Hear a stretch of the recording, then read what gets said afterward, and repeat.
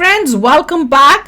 Sikandar, Nadaaniyan, Archies is killing Bollywood. ये सब वही है ना, Nadaaniyan, nepo kids, Archies, nepo kid. Kill कर रहे हैं बॉलीवुड को, बॉलीवुड भी उनको किल कर रहा है. हाँ, लोग उनको किल कर रहे हैं. लोग कर रहे हैं क्योंकि लोग हो गए स्मार्ट. उनको अब समझ आ गया है कि Bollywood and people are killing them. Yeah, exactly. People are killing Bollywood because these people are killing Bollywood. हाँ, मतलब बॉलीवुड कर नहीं रहा, करे या ना करे मुझे, मगर लोगों ने सही जस्टिस किया. बॉलीवुड और इन लोगों को किल कर रहा है, लोग कर रहे हैं जो, क्योंकि उनको गुड मूवीज की अब पहचान हो गई है. तो चलो यार वीडियो शुरू करते हैं. वीडियो शुरू करने से पहले अगर आप चैनल पर नए हो और आपने अभी तक सब्सक्राइब नहीं किया तो जल्दी से पहले सब्सक्राइब के बटन और बेल आइकन को क्लिक कर लो ताकि आपको हमारे सारे न्यू वीडियोस के नोटिफिकेशन मिल जाए जैसे हम अपलोड करें. अगर आपको वीडियो पसंद आता है प्लीज लाइक एंड शेयर. जल्दी शुरू करते हैं. Indian cinema is dying. Reason star kids. कुछ दिनों पहले मुझे फर्स्ट हैंड विटनेस करना था कि टॉर्चर का मतलब क्या है, और फिर मैंने नादानिया देखी जहां हॉलीवुड एआई पर फिल्में बनाता है, फ्रेंच सिनेमा आर्ट की बाउंड्रीज को पुश करता है, और कोरियन सिनेमा अपने ह्यूमन टच के लिए मशहूर है और ऑस्कर्स भी जीत रहा है. बॉलीवुड दुनिया की सेकंड लार्जेस्ट फिल्म इंडस्ट्री होने के बावजूद बड़े अवार्ड सीजन्स में नॉमिनेट होने लायक मूवीज भी नहीं बनाता.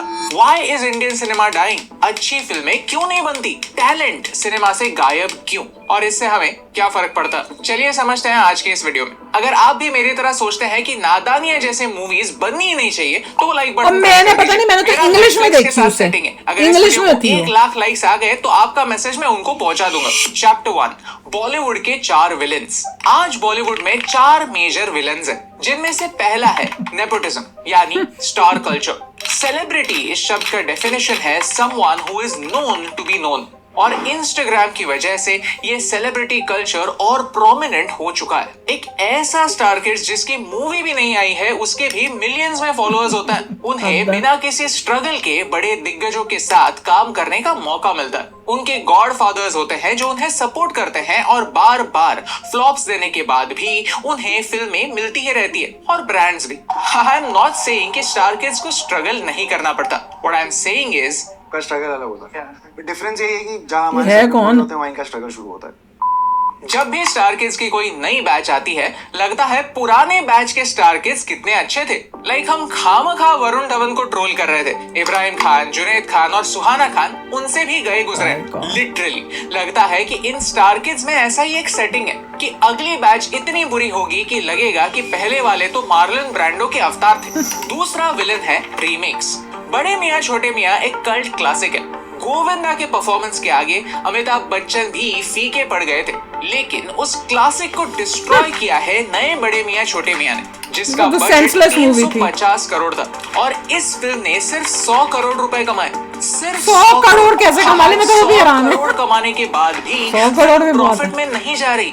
ये हैरानी की बात है. और ये रीमेक का वायरस आमिर खान जैसे स्मार्ट इंसान को भी नहीं छोड़ता. क्या जरूरत थी फॉरेस्ट गम जैसे क्लासिक का रीमेक बनाकर लाल सिंह चड्ढा बनाने की, और उसमें बिना किसी रिसर्च के इंडियन आर्मी को इंसल्ट करने की. फॉरेस्ट गम की मिलिट्री में जो भर्ती होती है वो एक नॉर्मल भर्ती नहीं होती. वो भर्ती होती है उसकी मिलिट्री के अंदर under a dark experiment which was called project 100,000. इस डार्क कोवर्ट और इनह्यूमन प्रोजेक्ट को, रिक्रूटमेंट प्रोजेक्ट को स्टार्ट किया था then US defence secretary Robert McNamara ने, और ये इतना ज्यादा कंट्रोवर्शियल था कि इसका नाम रखा गया मैकनमारास मिसफिट्स. मिसफिट्स सोचो क्यों रखा गया होगा. इस प्रोजेक्ट्स का नाम मैकनमारा मिसफिट्स या मैकनमारा मोरॉन्स इसलिए पॉपुलराइज हुआ क्योंकि उनको डायरेक्टिव्स थे कि स्पेसिफिकली 1 लाख ऐसे लॉन्डो को रिक्रूट करना है स्पेशली वियतनाम वॉर में ठूसने के लिए, जिनकी मेंटल कैपेबिलिटी जो है ना वो मिलिट्री स्टैंडर्ड्स को मैच ही ना करे.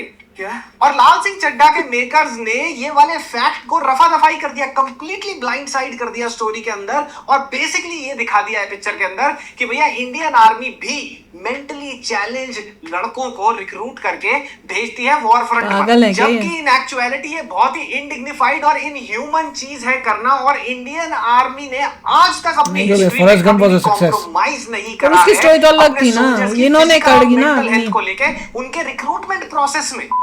दिखाने के लिए कुछ भी दिखाओगे तो इंडियन ऑडियंस चप्पल से मारेगी। तीसरा विलन है सीक्वल्स। अगर कोई अच्छी फिल्म बनाई तो खुश रहो ना, लेकिन नहीं, बॉलीवुड को हर चीज को मिल्क करना है, थोड़े और पैसे कमाने।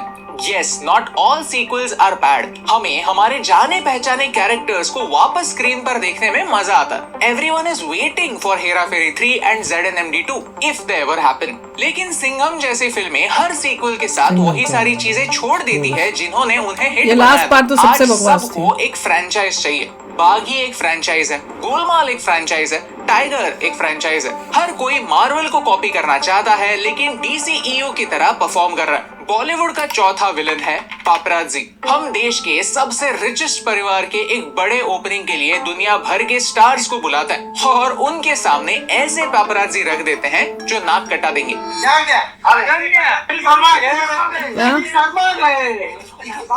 निकुआ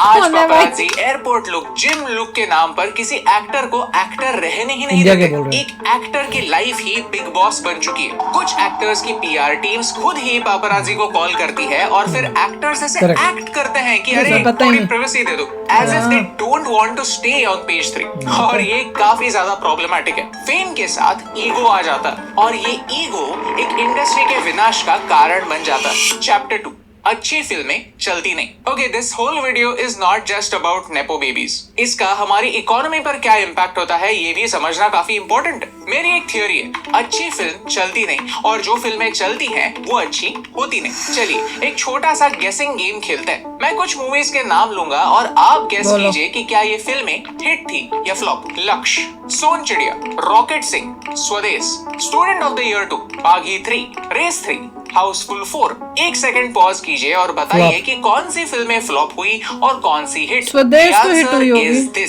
यहाँ आप देख सकते हैं कि जो भी फिल्में चली हैं वो किसी भी crap एंगल स्वदेश से was अच्छी flop? फिल्में है ही नहीं, लेकिन फिर भी वो चली नहीं, दौड़ी हैं। ऑन दी अदर झूठा हैंड दौड़ी है बहुत बस। सारी फिल्में अच्छी तो हैं, कल्ट क्लासिक है, लेकिन बॉक्स ऑफिस स्वदेश कैसे flop हो गई बेचारा? वही तो मैं बोल रही हूँ, स्वदेश तो मैंने देखी और नहीं। वैसे ही बुरी मूवीज चलना भी एक प्रॉब्लम है, क्योंकि ये इंडस्ट्री को एक गलत वो दिशा में ले झूठा जाता है। चलती हैं, बहुत ये ही सब rarely fake हम दिखा दंगल रहे हैं। जैसी मूवीज बनाते हैं जो कमर्शियली भी सक्सेसफुल हैं और एक्चुअली भी अच्छी फिल्म है। और इसका क्रेडिट आमिर खान के साथ साथ नितिश तिवारी को भी जाता है, जो एक फिल्म मेकिंग जीनियस है। By chance, एक रिसेंटली one time ड्रीम 11 की period। एड जो काफी वायरल हुई वो उन्होंने ही डायरेक्ट की। देश का ऑडियंस काफी अलग अलग टाइप का है, तो उसके ये बाद कौन सी आई अंदाजा है? लगाना उस काफी combination की। मुश्किल होता है कि क्या चलेगा और क्या नहीं। लेकिन हमेशा से ऐसा नहीं था। पास्ट में अच्छी स्टोरीज और अच्छी परफॉर्मेंस, ये दो फैक्टर्स काफी थे एक मूवी को हिट बनाने के लिए। बांद्रा में पुराने फिल्म पोस्टर्स का एक म्यूजियम है। इस म्यूजियम में जाने के बाद मुझे उन पोस्टर्स को देखकर पता चला कि अरे सारे पोस्टर्स कितने डिफरेंट है,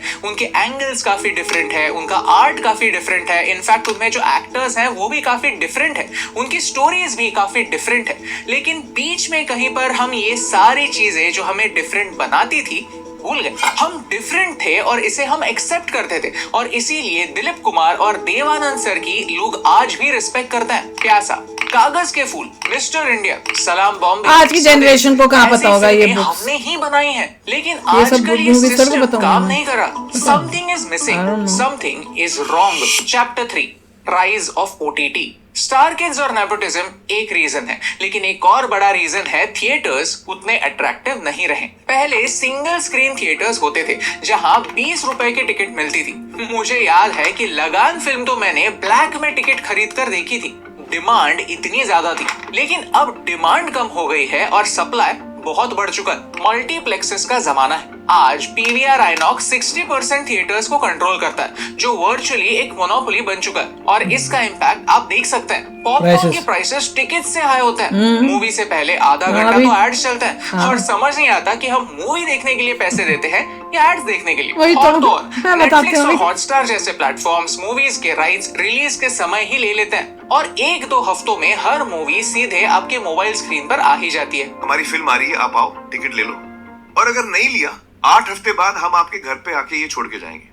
लेकिन लॉन्ग टर्म के बारे में सोचिए कि इस OTT रेवोल्यूशन की वजह से थिएटर इंडस्ट्री ही खत्म हो जाएगी। ऑलरेडी हम देख रहे हैं कि मूवीज के लिए एक्साइटमेंट खत्म हो रही है, क्योंकि लोग सोचते हैं कि कुछ ही दिनों में मूवी फ्री में OTT पर देख ही सकते हैं, तो थिएटर में क्यों जाए। सिनेमा घरों ने ऑडियंस को फॉर ग्रांटेड लिया है। रिसेंटली बेंगलुरु में एक ऐसी केस हुई थी जहां फिल्म के पहले दिखाने वाली एड्स की वजह से एक बंदे ने थिएटर को ही कोर्ट में ड्रैग किया कि आप मूवी से पहले हाफ एन आवर एड्स दिखाते हो तो आप कंज्यूमर का टाइम वेस्ट कर रहे हो, और थिएटर ये केस हार गया। इससे ये साफ झलकता है कि कौन प्राइसेस से परेशान है तो कोई एड से। ऑडियंस का ट्रस्ट ये एक थिएटर की सबसे बड़ी ताकत होती है, जिस पर अगर ध्यान नहीं दिया गया तो सिनेमा नहीं बचेगा। भैया पहले दूसरी बातें करने की जगह ये जो लास्ट में बात हुई है उसके बारे में बताते हैं। हम थिएटर में जाते हैं, हमारा खाना जो होता है, जो कि भैया मूवी देखते हुए खाएंगे, वो हमारा एड्स के टाइम ही सब खत्म हो जाता है, पेट भी भर जाता है। देखिए उसके बाद में कहती है यार एड्स इतनी आई है खत्म। टू बी फ्रैंक यहाँ पे एड ज्यादा नहीं आती, ट्रेलर्स आते हैं, एड्स नहीं होती। हाँ, एड्स नहीं होती। Trailers we want to see different movies के, तो ट्रेलर्स में पहले एड्स भी आती हैं छोटी मोटी, या कोई एंटरटेनमेंट टीवी छोटा मोटा मूवीज के बारे में कर देते हैं, ट्रिविया कर देते हैं, की ऐड आती है। हाँ। 2-3 ऐड आती है, मुश्किल से 2-3 ऐड है, मतलब वैसी ऐड नहीं आती, 1-2 आती है, ट्रेलर्स आते हैं, छोटी मोटी ऐड। और थिएटर के बारे में उनकी ऐडें कुछ ज्यादा वो आती हैं कि भैया ये IMAX का थिएटर है, ये हमारा वो तो अपने बता रहे होते हैं हमारे में ये फैसिलिटी, पर होता 20-30 मिनट का होता। ट्रेलर्स आते हैं और वो ट्रेलर्स भैया कितनी बारी देखो, हर बारी जब जाते हैं और हम देखते इतनी मूवियां हैं कि वो ट्रेलर हमने 10 बारी देखे होते, तो फिर आते तो हम खिंचते हैं।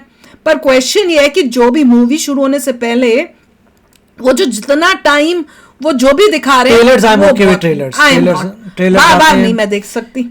थोड़े हर बार नए ट्रेलर आएगा, कोई नई मूवी तो बताएंगे। हाँ, वो तो है कि मूवी का पता चलता है, पर क्वेश्चन ये है कि वो जो टाइम होता है वो इतना लंबा होता है कि आपने अगर आप टाइम पे आए हो थिएटर में तो आपने जो भी खाने का लिया है। देखिए मगर यहाँ पे जो बात करें नेपोटिज्म से स्ट्रेट बात है कि अगर आप नेपोटिज्म वाले बच्चे को बोलो तो नॉर्मल इंसान की तरह जो है ऑडिशन में आ फिर दिखाते में कितनी ऑडिशन में ही नहीं चूज होगी उसके एक फोटो देख के कि भैया तुम्हारा तो थोबड़ा ही नहीं है, मत बता को सिंपल लाइन में लग और देख करके दिखा तो हार जाएगा।